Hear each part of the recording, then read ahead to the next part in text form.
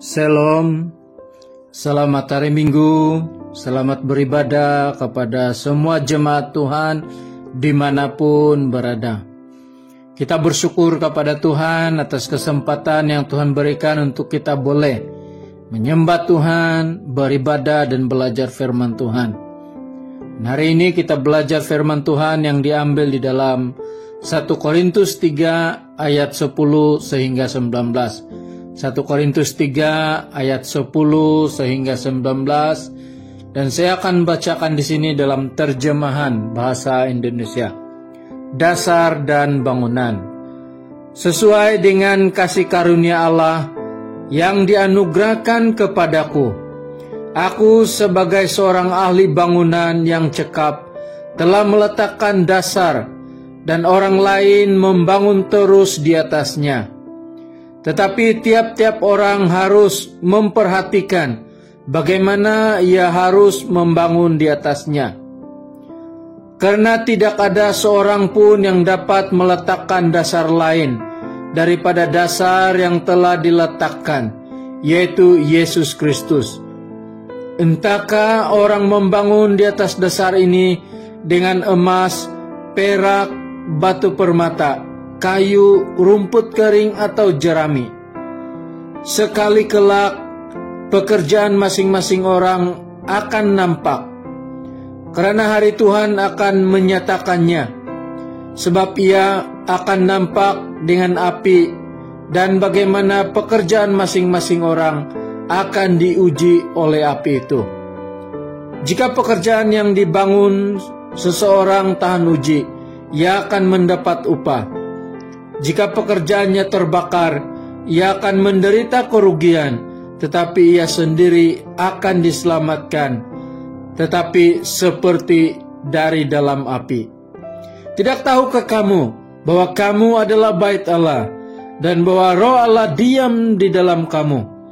Jika ada orang yang membinasakan bait Allah, maka Allah akan membinasakan dia, sebab bait Allah adalah kudus, dan bait Allah itu ialah kamu. Janganlah ada orang yang menipu dirinya sendiri. Jika ada di antara kamu yang menyangka dirinya berhikmat menurut dunia ini, biarlah ia menjadi bodoh supaya ia berhikmat. Karena hikmat dunia ini adalah kebodohan bagi Allah. Sebab ada tertulis, ia yang menangkap orang berhikmat dalam kecerdikannya. Demikian pembacaan firman Tuhan. Saudara yang dikasihi oleh Tuhan, tema kita hari ini membangun tubuh Kristus. Membangun tubuh Kristus. Saudara yang dikasihi oleh Tuhan, kita semua pastinya menyadari bahwa gereja kita sedang berjalan ke arah membangun tubuh Kristus, baik itu secara rohani maupun ekonomi gereja. Contohnya, gereja kita sedang berjalan ke arah satu jemaat, satu gembala, supaya tubuh Kristus dapat dibangun dan dilayani dengan lebih baik lagi. Sebab itu tema kita hari ini sangat mendorong kita supaya sebagai satu tubuh di dalam Yesus, kita bersama-sama bersatu untuk membangun tubuh Kristus. Saudara yang dikasihi oleh Tuhan, firman Tuhan yang sudah kita baca secara keseluruhannya berbicara atau bercakap mengenai membangun sesama, yaitu membangun sesama sebagai satu tubuh di dalam Yesus Kristus. Tema kita hari ini membangun tubuh Kristus. Bagaimana kita dapat membangun tubuh Kristus, atau bagaimana kita dapat membangun gereja Tuhan? Pertama, untuk membangun gereja Tuhan, kita perlu meletakkan dasar. Dan dasar yang kita letakkan itu adalah Yesus Kristus.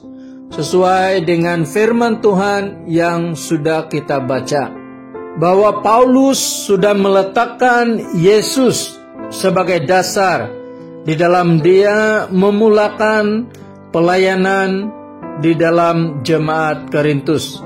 Di dalam ayat yang ke-11 dikatakan bahwa tidak ada dasar lain yang Tuhan letakkan selain Yesus Kristus sebagai dasar.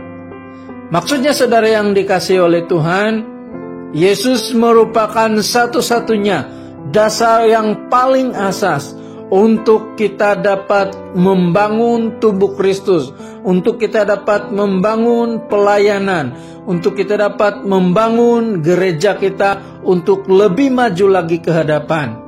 Saudara yang dikasihi oleh Tuhan, di dalam pelayanan kita, apa dasar yang sudah kita letakkan? Apakah kita sudah meletakkan Yesus Kristus dan firman Tuhan sebagai dasar utama kita di dalam pelayanan? Dan memang inilah yang patut kita lakukan sebagai anak-anak Tuhan. Kita tidak boleh meletakkan dasar lain. Kita tidak boleh mencari dasar yang lain. Kita tidak boleh meletakkan dasar contohnya supaya gereja kita dikagumi karena maju. Tetapi biarlah hanya Tuhan yang layak dikagumi. Hal yang kedua, untuk membangun tubuh Kristus, kita perlu menggunakan bahan yang berkualiti. Firman Tuhan yang sudah kita baca, Paulus menyatakan bahwa dia sudah meletakkan dasar, yaitu Yesus Kristus. Dan di atas dasar ini, orang boleh membangun tubuh Kristus dengan emas, perak, batu permata, kayu, rumput kering, atau jarami untuk membangun tubuh Kristus. Jadi saudara yang dikasihi oleh Tuhan, bahan apa yang kita gunakan untuk membangun tubuh Kristus? Kalau jemaat Korintus, mereka sangat berbangga karena mereka memiliki hikmat dan pengetahuan yang tinggi. Ini menjadi kebanggaan utama mereka di dalam tubuh Kristus. Saudara yang dikasihi Tuhan, jangan kita membangun tubuh Kristus dengan hikmat dunia dan juga didasarkan oleh kekuatan manusia. Jangan kita membangun tubuh Kristus di luar firman Tuhan. Jangan kita membangun tubuh Kristus oleh karena mahu supaya gereja kita dihormati, karena hanya Tuhan yang layak dihormati. Kita tidak mau ada ungkapan seperti ini, kalau bukan karena kami, gereja ini tidak akan maju. Kita tidak mau ada ungkapan seperti itu, karena kita mau nama Tuhan sahaja yang dimuliakan. Kita juga tidak mau membangun tubuh Kristus di atas dasar mementingkan diri sendiri. Kita tidak mau membangun tubuh Kristus tanpa kasih. Saudara yang dikasihi oleh Tuhan, kita belajar jemaat awal bagaimana mereka membangun tubuh Kristus. Kita lihat, kita baca firman Tuhan di dalam Kisah Para Rasul 2 ayat 42 sehingga 47. Saya akan bacakan dalam terjemahan Indonesia. Mereka bertekun dalam pengajaran rasul-rasul dan dalam persekutuan. Mereka selalu berkumpul untuk memecahkan roti dan berdoa. Maka ketakutanlah mereka semua, sedang rasul-rasul itu mengadakan banyak mukjizat dan tanda. Dan semua orang yang telah menjadi percaya tetap bersatu. Dan segala kepunyaan mereka adalah kepunyaan bersama. Dan selalu ada dari mereka yang menjual harta miliknya, lalu membagi-bagikannya kepada semua orang sesuai dengan keperluan masing-masing. Dan dengan bertekun dan dengan sehati mereka berkumpul, tiap-tiap hari di dalam bait Allah. Mereka memecahkan roti di rumah masing-masing, serta bergilir dan makan bersama-sama dengan gembira dan dengan tulus hati, sambil memuji Allah, dan mereka disukai semua orang. Dan tiap-tiap hari Tuhan menambah jumlah mereka dengan orang yang diselamatkan. Saudara yang dikasihi oleh Tuhan, jemaat awal membangun tubuh Kristus sehingga jumlah mereka setiap hari bertambah. Mereka membangun tubuh Kristus dengan bertekun di dalam pengajaran firman Tuhan, tekun belajar firman Tuhan. Para rasul melayani, mereka berkumpul setiap hari, mereka memberi kepada Tuhan, mereka memiliki persekutuan yang erat dan tulus. Dan ini semua membuat mereka terus bertumbuh, dapat membangun tubuh Kristus dengan baik. Saudara yang dikasihi oleh Tuhan, untuk kita membangun tubuh Kristus dengan lebih baik lagi, kita perlu mendasarkan pembangunan tubuh Kristus dengan kasih, dengan kesatuan, dengan saling melayani, bekerja sama, sehingga dengan melakukan semuanya itu nama Tuhan dimuliakan. Saudara yang dikasihi oleh Tuhan, ada cerita terjadi tahun 1970-an. Seorang Yahudi bernama Barnes telah menyertai satu pembelajaran Alkitab. Dan ketika dia berdoa, orang yang mendengarnya sangat terkejut karena dia berdoa seperti ini. Semoga, ya Tuhan, semoga harinya tiba apabila semua orang Yahudi mengenal Yesus. Dan orang yang mendengar lebih terkejut lagi ketika Barnes berdoa dan mengatakan, di mana tiba waktunya semua orang Kristen juga mengenal Yesus. Saudara yang dikasihi Tuhan, ada kebenaran doa Barnes ini. Sebab walaupun sudah dibaptis, mengaku Kristen, belum tentu memiliki hubungan dengan Yesus, belum tentu mengenal Yesus secara pribadi. Saudara yang dikasihi Tuhan, pengenalan akan Tuhan Yesus itu sangat penting di dalam kita membangun tubuh Kristus. Karena semakin kita mengenal Yesus, semakin kukuh, semakin hebat kita dapat membangun tubuh Kristus.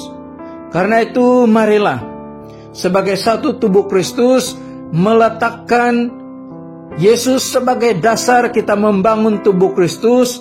Kita membangun tubuh Kristus dengan kasih. Kita membangun tubuh Kristus dengan kerjasama, dengan kesatuan. Sehingga akhirnya nama Tuhan dimuliakan.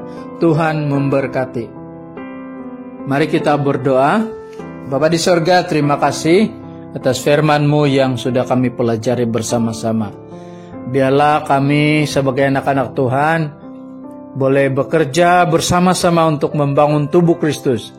Apapun peranan yang sudah Tuhan berikan untuk kami melakukan yang terbaik bagi kemuliaan nama Tuhan, supaya tubuh Kristus akan terus berkembang di atas muka bumi ini.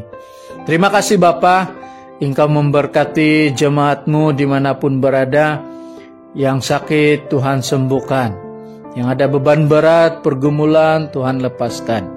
Kami juga mau berdoa dengan keadaan negara kami yang sedang berhadapan dengan penularan COVID-19. Bapa, kami sentiasa merindukan terus-menerus campur tangan daripada Tuhan, memberkati dan menghentikan penularan ini. Dan biarlah kami juga bekerja sama di dalam usaha kami untuk menghentikan penularan ini, dengan menjaga kesehatan, menjaga jarak, dan sebagainya yang dapat kami lakukan untuk menghentikan penularan ini. Terima kasih Tuhan, Engkau memberkati Barisan Hadapan, Engkau memberkati para pemimpin gereja kami, supaya pelayanan di dalam gereja akan terus bertumbuh. Terima kasih Bapa, Engkau juga memberkati sinuda kami rindu supaya dapat dilaksanakan. Tapi biarlah semuanya kami serahkan ke dalam tangan Tuhan. Terima kasih Bapa, Engkau memberkati dan kami menyerahkan semuanya ini dalam tangan-Mu. Dalam nama Yesus kami sudah berdoa. Amin.